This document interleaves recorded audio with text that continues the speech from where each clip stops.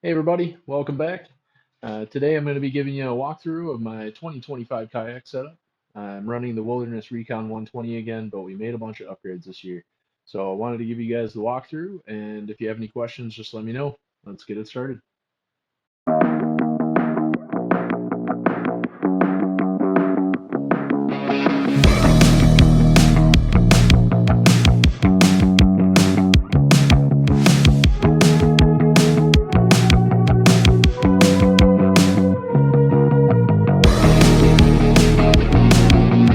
Alright, so starting off from the front, we're still running the trusty Motor Guide XI3.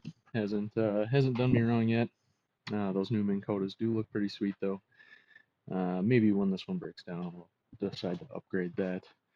Um, was thinking about upgrading the plugs and I decided against it. I haven't had any issues with these Atwood plugs. I also use a pretty healthy amount of dielectric grease.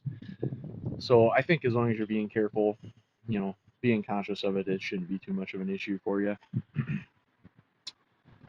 Going into the hatch, one of the first upgrades that I did this year was I got a really good deal on an LVS 32 and GLS 10.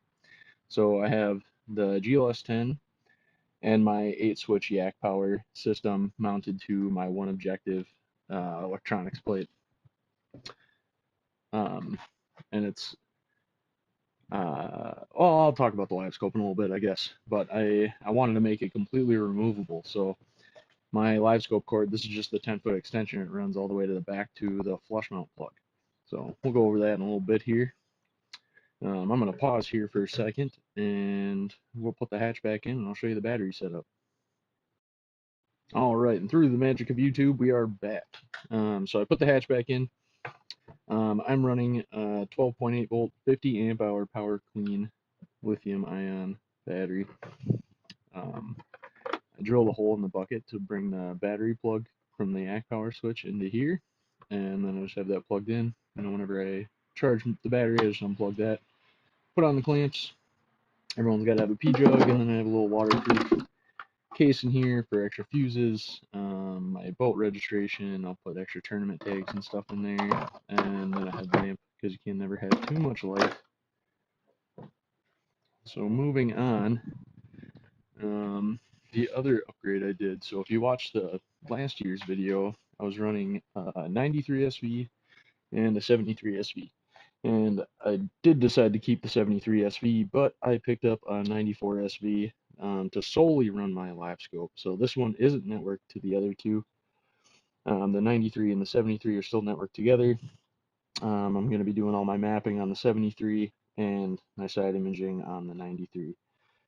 I got the Yak Attack phone holder right there, which is pretty slick. We're still doing I still have like the pull lever for the pedal here. Yak Hobby has these awesome little handles, and they're pretty similar to the Hobie ones, but a lot cheaper. So I picked up one of those, and yeah, got that all set up, and it looks a lot cleaner than the big handle I had on there before. So going to the seating area, first I did install some custom deck mat. I just picked this up off of Amazon, and I made the templates with blue painter's tape. It's pretty easy cutting it. My edges aren't great, but you got to look pretty close to really notice it. And then under the seat, we have the Yak Gadget under seat drawer. I think this is the LP002. If you have a Recon and you're looking for good underseat storage, this fits great. Right now all I have in there is a first aid kit. But when I'm out fishing, I do keep a larger stock of soft plastics in my black pack. But the stuff I'm using a lot of, if I'm skipping jigs under docks, I want to have my craws and stuff handy. I keep all that stuff in there and some other random stuff. So next to the seat, my biggest complaint about the Recon 120 is that the areas next to the seat was just pretty much unusable. It wasn't flat. You couldn't put track there. And I was looking at those plates that One Objective makes for the PWR 129, and how cool they were. And I was like, well, I'm pretty sure I could do something. So they sell sheets of HDPE, high density polyethylene at Menards. Um, I bought quarter inch, and then I made the template and I stacked them together. So it's a half inch thick. Uh, I have I put track on there. I have a track pack mounted on this side. A Yak Tech cup holder and rod holder, and that's just for changing lures and if I when I catch a fish, throw the rod in there just so it's out of the way. And then the other addition this year was the Snipe Air Industries catchboard holder, which if you haven't seen these are super awesome, really easy to install, and it gives you a bunch of different height options. I wanted my board more out of the way, so I have it in the lowest setting, and I'll kind of give you a better angle here. So if you look, I mean it hangs down, but you can bring that up as high as you want. Really quality made stuff. Their company is in California, I believe. So we're gonna keep moving back. We have the Yak Attack boomstick up here for when I'm out fishing. I'll put the camera up there, and then we'll go to the fun stuff, the black pack. Get this boomstick out of the way. One-handed, it's always fun. So we'll start in the short stack. First off, I did find these old magnets on Amazon. I got like a 6-pack for $5 or something. But my wife had gotten me this one of those live fishing towels with the magnet built in, and I never really had a great place for it. So I use one of those magnets, and when I'm out on a fishing trip, I will leave that up there. We have a lot of northern up here, especially when you're bass fishing, and something to get rid of that northern slime is always nice. So the short stack setup is just my soft plastics. Um, these dividers are from Bradgett Designs. He's a super cool guy. If you have custom requests, he definitely works with you. Super nice guy, but check out his website. He has a ton of cool stuff. He has like the sun visors for pretty much every brand of fish finder, tool trays. He does a ton of stuff for Old Town. He did just put out a bunch of new stuff for Old Town, so go check it out if you have an Old Town. Super awesome guy to work with. How I have this organized is just like all my swim bait stuff right here, um, jig trailers, and then Senkos, and then I have all my finesse stuff right here. I don't throw a whole lot of finesse, but every once in a while you gotta throw a Ned rig or a drop shot. Um, get this close back up here. So moving on to the bigger storage area. Once again, more of these magnets. So when I'm driving, or when I have the kayak on the trailer and I'm going somewhere, my pliers sit, or the towel magnets right there. Pliers will be right here, scissors right there. I did pick up a set of these just in case, I get a hook in my hand and need to cut the hook. Keep a little tool set in here, the scale hanging right here, all my toolboxes. This is the 13 by 16, and then I added 4 rod holders to it. I can fit 8 rods on here pretty comfortably. I might go back down to 6. That's what I was running last season. But having some extra room isn't a bad thing. So I did have a 16 by 16 here, and if you look where the paddle sits, the 16 by 16 was just too wide. I don't, being that I have a motor on the kayak, I don't use the paddles a lot. It's pretty much when I'm launching or coming back in. So I wanted to make sure that these were out of the way. So I downsized to the 13 by 16, and I've been overall pretty happy with it. I do still have a 16 by 16 with a short stack, and I would love to get another 13 by 16 because the 13 by 16 fits the wife's kayak better. So if you're in the Minnesota area and you have a 16 by 16 or a 13 by 16 with a short stack and you would like a 16 by 16, leave a comment, let me know, and we'll get together and make a trade. So for my battery, I have it strapped to the black pack with the handle, and then I had Brad from Bradget Designs. Everything's kind of strapped, so you're not gonna be able to see it. Make me an accessory that bolts into the black pack where I can just loop the strap through it. So I have a strap around the battery box, and then I have a strap um, attaching the battery box to the black pack. Keeps it all neat and organized. That cord runs out to right under my seat down there, and um, yeah, and then I just have the wire running all the way to the front, and then the trolling motor plugs in up there. So it makes it nice and easy.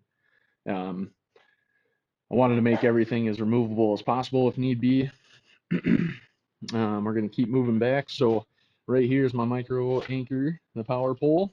If you put a gun to my head and told me to pick between my micro anchor or the XI3, it would be a really tough choice.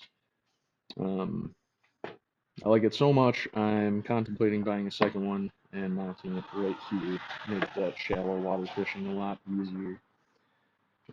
If you don't have one of these and you're thinking about it, just do it. It's so nice. Just being able to anchor down, if you need to escape the wind or something like that, being able to anchor down in a little cove or something like that is super handy. So we'll move to this side. Once again, these are the custom plates that I made, and it's cool. I don't have the pedal drive on my kayak, so I don't have a use for the rudder control. So when I mounted these, I just used those brass inserts for the rudder control. There's no extra holes drilled in the kayak or anything like that. In this one, obviously these aren't super pretty. I was just using the tools that I had on hand. But these ones I drilled holes into to hold my pliers and the scissors, and I have a donkey leash that's just sitting in the track pack, but that's actually tethered to the plate also. I'm really happy with how these turned out. It gives you a lot of extra space. I personally don't like a ton of stuff on the front rails. It drives me nuts. Um, the only thing I have up here is my live scope pole, and if I could have, I would have put it over here. But speaking of live scope pole, so like I said before, I got a really good deal on the LVS 32 and GLS 10, and I like the idea of keeping it on the kayak all the time, but it is also a really expensive transducer to do that. So I picked up the Railblaza Hex Pole 30. When you get this pole right here is about that much longer and it sticks out really far. So I just took an angle grinder to it and got that all cut up. But for the wiring, like I said before, I wanted to keep it removable. So I have the wire running over here. It's looped up in here, right next to the under seat drawer, and then I put a piece of HDPE over here to keep it from going under the seat, and then that goes all the way back here to the Garmin flush mount plug. Um, this was a super easy install. If you're thinking about doing it, um, it's really easy and really quality stuff. So when when you take this off and you have the kayak in transport, it has this lid on here, and it makes it completely watertight. So it's not going to damage the pins or anything like that. Garmin just yelled at me that my transducer isn't connected anymore.